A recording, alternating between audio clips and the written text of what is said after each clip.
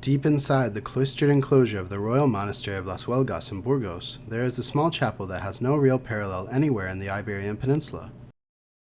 The Capilla de la Asunción was built sometime between roughly 1180 and the Christian conquest of Córdoba in 1236, and scholars have debated its precise date ever since Leopoldo Torres Balbás first studied it in the mid-20th century.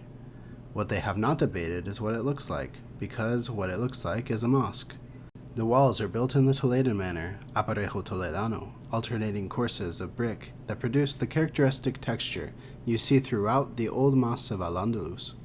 Polylobed arches frame the sanctuary on every side, and then above you, 3 stucco domes and brilliant white plasterwork open like flowers, their geometric programs calling back to the great Maxura of the Mosque of Córdoba and to the plaster of the Kutubiyya and Marquech, finished in the 1190s.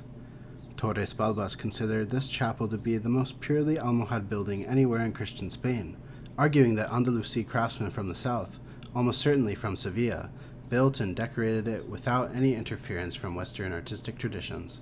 What makes it extraordinary is not just the beauty of the work, though the beauty is undeniable. It is what these forms were doing this far north, in the heart of Castile, inside a Cistercian monastery, at a moment where Alfonso VIII was not yet the conqueror of Las Navas de Tolosa, but a king under real military pressure from the Almohad Empire to the south.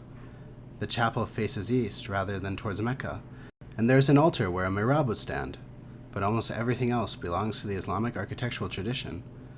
The 3 plastered domes represent some of the earliest Proto-Muqarna work surviving anywhere in the world. To find anything comparable, you have to travel to the Tinmal in the High Atlas, or the Kutubiyya itself. I'm currently completing my doctoral dissertation on this chapel and many other spaces in Las Huelgas, so stay tuned for the coming years.